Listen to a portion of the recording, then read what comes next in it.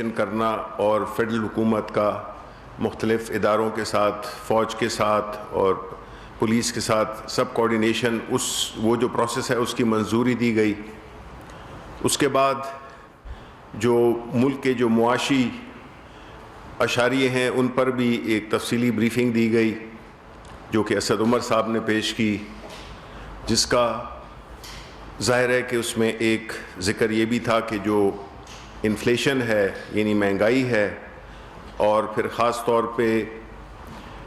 جو اشیاء خورد و نوش کی جو آئٹمز ہیں ان کی قیمتوں کے بڑھنے پر ظاہر ہے کہ سب کابینہ کو، پرائم منسٹر صاحب کو بالخصوص اس پہ تشویش بھی ہے، اور انہوں نے پوری انسٹرکشنز دیں کہ ان چیزوں کے لیے جلد از جلد کوئی حکمت عملی بنائی جائے جس سے کہ یہ جو بنیادی آئٹمز ہیں ان کی قیمت کم ہو تاکہ کچھ عوام کو ریلیف مل سکے۔ تو اس میں مختلف قسم کے پیکیجز کی بات ہوئی ہے، تو انشاءاللہ ان قریب آپ کو ان سے باخبر کر دیا جائے گا۔ اور اس کے ساتھ ساتھ جو باقی معاشی اشاریے ہیں وہ اللہ تعالیٰ کے فضل سے وہ بہت اچھے اور اطمینان بخش ہیں، جس میں کہ ہمارے جو ریزروز ہیں جو کہ بڑے عرصے بعد، خاص طور پہ اگر آپ یہ دیکھیں کہ جب ہم آئے تھے تو اس وقت کیا حالت تھی کہ 6 ہفتے کی امپورٹ بل کے لیے پیسے نہیں تھے، لیکن اب جو ہے تو وہ الحمدللہ 20 ارب ڈالر کے قریب ہمارے جو ریزروز ہیں وہ پہنچ گئے ہیں۔ اسی وجہ سے ایکسچینج ریٹ بھی مور اور لیس اسٹیبل ہے۔ ہماری لارج اسکیل مینوفیکچرنگ میں بڑی بہتری آئی ہے۔ یہ ہمارے لیے ایک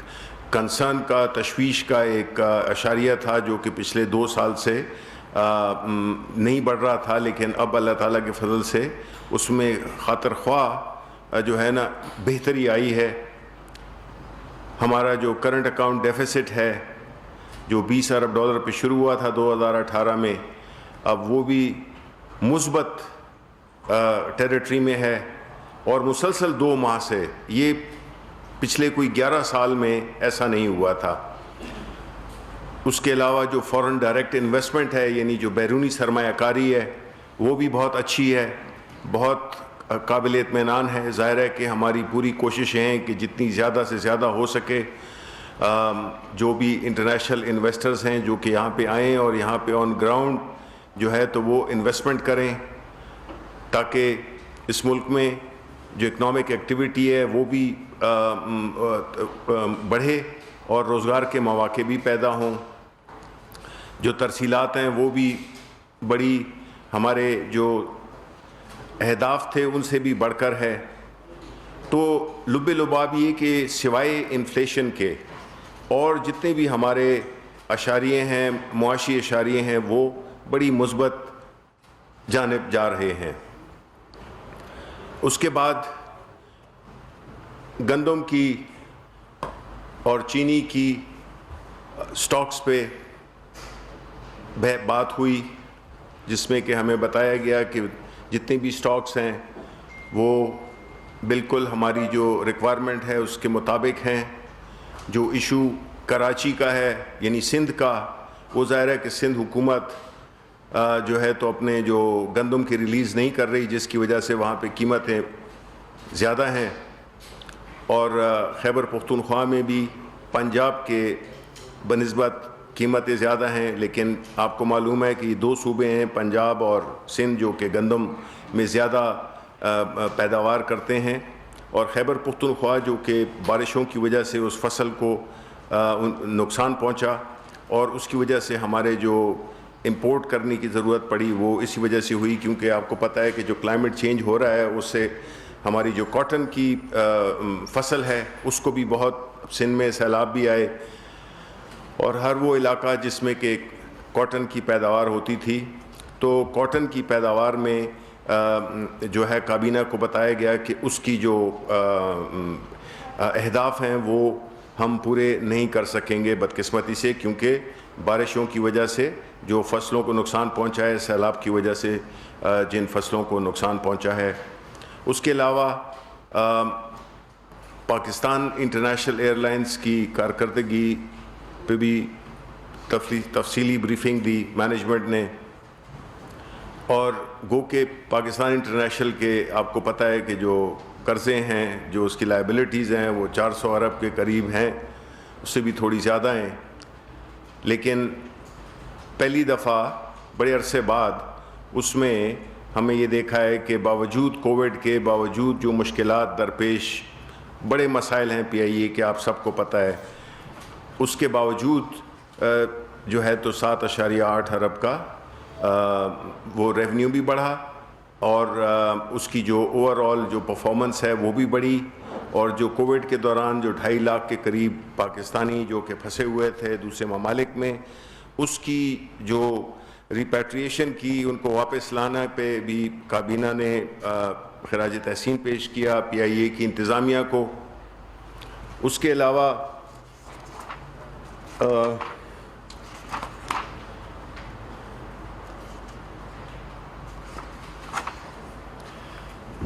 جو ہے تو جو باتیں ہوئیں وہ ظاہر ہے کہ آپ کو میں یہ اس کی تفصیل جو ہے تو دے دوں گا.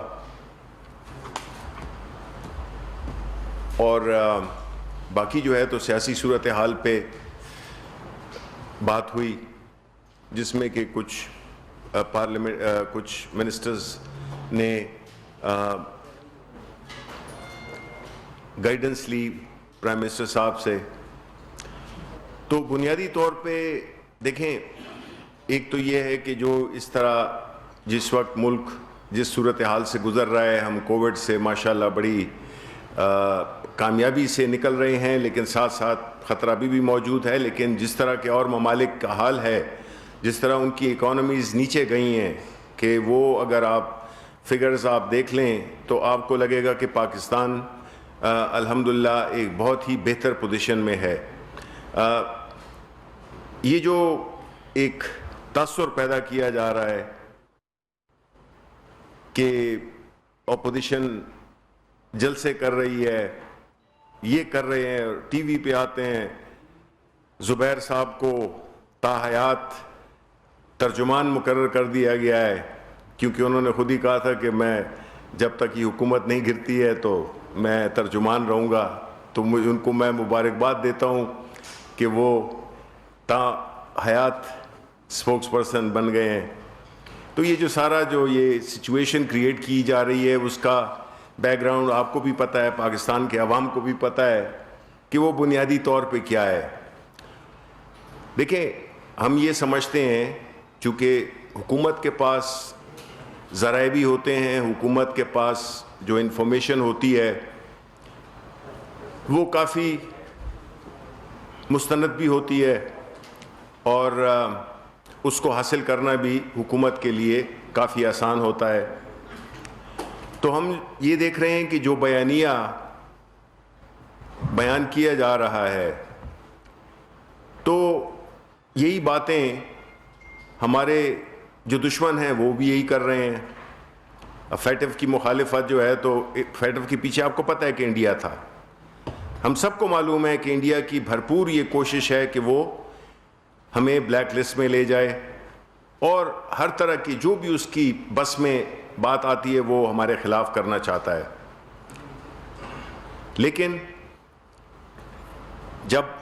اس ملک میں، اور صرف انڈیا نہیں ہے، کچھ اور ممالک بھی ہوں گے، دیکھیں پاکستان کو کوئی مستحکم نہیں دیکھنا چاہتا. جو ہمارے دشمن ہیں وہ نہیں چاہتے کہ ایک ایسا ملک پاکستان جیسا، جو کہ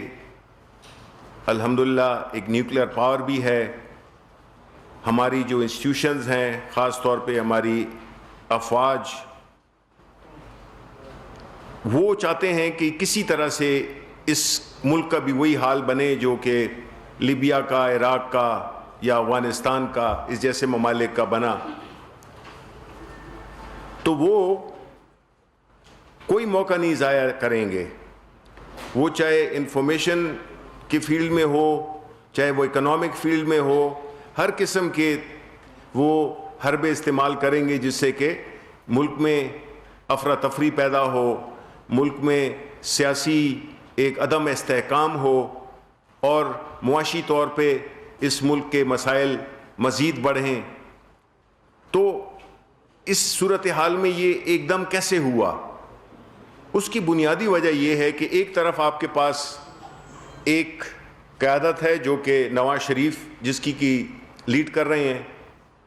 دوسری طرف ہے عمران خان. اب کسی بھی شخص کو جس کے جائیدادیں باہر ہوں، جس کی کرپشن مانی گئی ہو، اس قسم کے لوگوں کو مینیپولیٹ کرنا، یہ میں باہر کے دشمنوں کی بات کر رہا ہوں، وہ آسان ہوتا ہے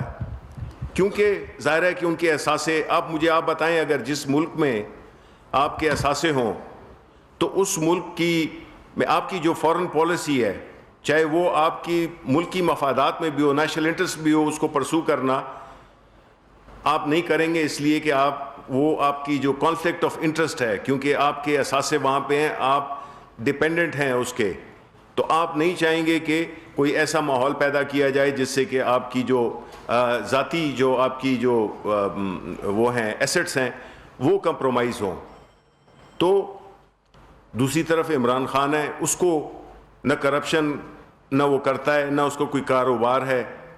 نہ اس کی کیبنٹ میں کوئی ایسی بات ہو رہی ہے جس کے کہ ہم کہیں کہ جی ہمارے تو کرپشن ہو رہی ہے جس طرح کے ماضی میں ہوتی تھی. تو اس سے یہ ہے کہ عمران خان کو پریشر میں لانا، عمران خان کو کسی بھی انٹرنیشنل دباؤ میں لانا ذرا مشکل ہے، کیونکہ اس کی کوئی جو انٹرسٹ ہیں، اس کی جو وہ ہیں اس ملک میں جو بھی اس کی چیز ہے وہ اس ملک میں ہی ہے، تو اس کو دبانا یا اس کو مینیپولیٹ کرنا مشکل ہے. تو اس لیے ہم چاہتے ہیں کہ عوام اس بات سے بے خبر ہوں کہ یہ جو بھی کرنا چاہتے ہیں کریں، ہمیں اس کی کوئی خاص وہ نہیں ہے، ہم اپنا کام کر رہے ہیں، ہم اپنی پروجیکٹس آگے کر رہے ہیں. ریلوے ہے، اس کے لیے بھی بڑا اچھا آج ایک پریزنٹیشن دی گئی جس میں کہ کس طرح سے ریلوے، اس طرح اور ادارے جو ہیں اس کو ہم آگے لے جا رہے ہیں، اور ہم اس ملک کی خوشحالی اور ترقی کے لیے کام کرتے رہیں گے. عمران خان ایک ایسا شخص ہے جو نہ کبھی پریشر میں آتا ہے اور نہ وہ، بلکہ اس کو اور بھی مضبوط کرتا ہے پریشر. تو اس لحاظ سے بنیادی طور پہ یہی باتیں تھیں. اگر آپ کے سوالات ہیں تو آپ بتا دیں. میرے پاس 10 منٹ جی. سر یہ فرمائیے گا کہ سیاسی قیادت کے اوپر جو مقدمات ہوئے ہیں غداری کے، اور اس میں وزیر اعظم آزاد کشمیر کے اوپر بھی ان کا بھی نام رکھا گیا، آپ نہیں سمجھتے کہ ایک 3 وقت کے وزیر اعظم کے اوپر اس طرح کا مقدمہ اور وزیر اعظم آزاد کشمیر کو بھی انوالو کرنا، اس سے جنگ ہنسائی ہوگی اور اس سے کیا میسج آئے گا؟ یہ کس چیز کی بات اسپیسیفکلی آپ کر رہے ہیں؟ یہ مقدمات. اچھا، یہ وہ ایف آئی آر جو ہے. اچھا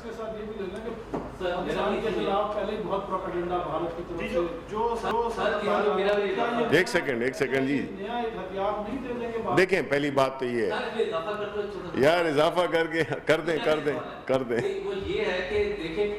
جب سے ہم لوگوں نے ہوش سنبھالا ہے،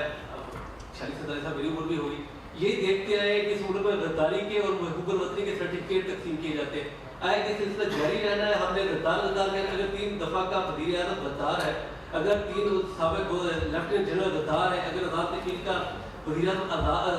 غدار ہے، تو پھر اس ملک میں محب وطن کون ہے؟ صرف عمران خان صاحب کے علاوہ کون محب وطن ہے؟ نہیں، پہلی بات تو یہ ہے کہ عمران خان نے کبھی یہ نہیں کہا کہ وہ محب وطن، واحد محب وطن ہے. وہ الگ بات ہے کہ اس نے تو ہر جگہ پہ پروف کیا ہے انٹرنیشنل سطح پہ کہ وہ محب وطن ہے اور پاکستان کی کاز کو لے کے آگے چل رہا ہے، وہ کشمیر کی کاز کو لے کے آگے چل رہا ہے، وہ اسلام کی کاز لے کے آگے چل رہے ہیں. رہا اس ایف آئی آر کا بات، تو دیکھیں میں آپ کو ایک بات بتاؤں، آپ مجھے یہ بتائیں اس ملک میں کتنی ایف آئی آریں ہوتی ہیں؟ ٹھیک ہے،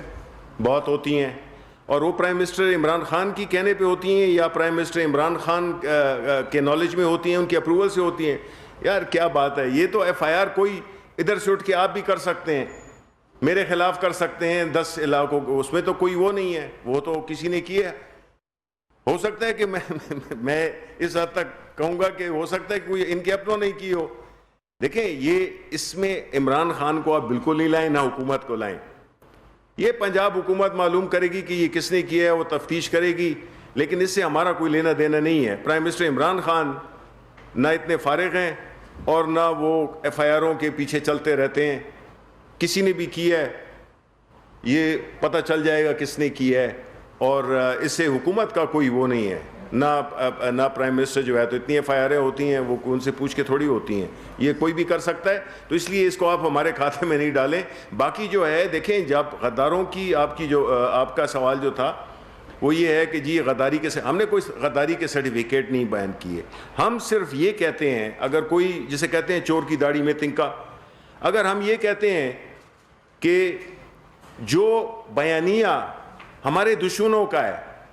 اگر وہی بیانیہ اگر ہمارا کوئی بھی سیاسی لیڈر اس